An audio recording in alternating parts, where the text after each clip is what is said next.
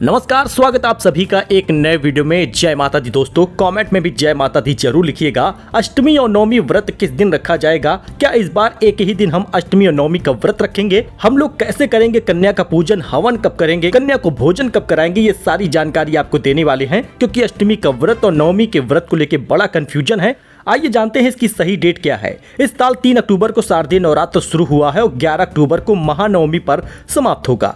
इस दौरान मां दुर्गा के 9 रूपों की पूजा के साथ साथ कन्या पूजन भी होता है। कन्या को भोजन खिलाने से जीवन में भय, विघ्न और शत्रुओं का नाश होता है और समाज में भी नारी शक्ति को सम्मान मिलता है। इस साल शारदीय नवरात्र में 10 अक्टूबर को ही सप्तमी और अष्टमी तिथि पड़ रही है, यानी आज के दिन सप्तमी भी है और अष्टमी भी है। परंतु शास्त्रों में कहा गया है कि जब कभी सप्तमी और अष्टमी एक दिन हो तो दुर्गा अष्टमी का व्रत उस दिन नहीं रखा जाता।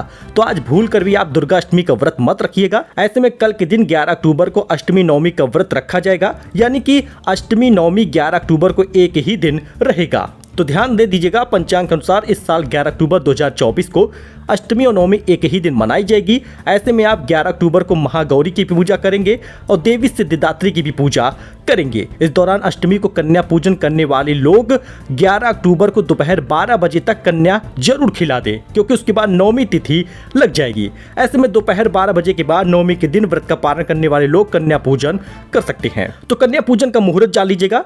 कन्या पूजन के लिए ब्रह्म मुहूर्त 4:41 से 5:30 तक है। उस समय तो कोई उठा भी नहीं होगा और हवन भी आप नहीं कर पाएंगे, बहुत ही सुबह होगी। फिलहाल सुबह माँ गौरी की और सिद्धिदात्री की पूजा होगी। बहुत सारे योग बन रहे हैं, एक सुकर्मा योग भी है जो सुबह 6:20 से 10:41 तक रहेगा।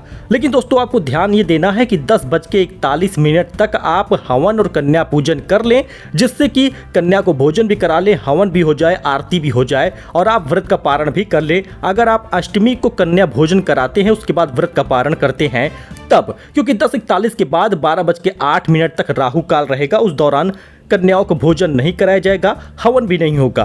तो कन्या पूजन का जो चौघड़िया मुहूर्त है वो आप देख सकते हैं। यानी कि कुल मिलाकर आपको अष्टमी का अगर व्रत करना है पारण, तो पहले हवन करिए, आरती करिए, कन्या भोजन करिए, उसके बाद ही व्रत का पारण करिएगा। अगर आप नवमी का व्रत 11 अक्टूबर को है तो दशमी के दिन, यानी जिस दिन दशहरा है, उस दिन 8 बजे से पहले हवन और कन्या पूजन कर लें। कन्या पूजा की विधि क्या है, इसे जान लीजिए। नवरात्रि में कन्याओं को पूजन के लिए सबसे पहले उन्हें बड़े प्यार से आमंत्रित करिए और घर आने पर उनका पैर धुलाइएगा, फिर साफ आसन पर उन्हें बैठाइएगा। इसके बाद खीर, पूरी, चने, हलवे का सात्विक भोजन उनको कराइएगा।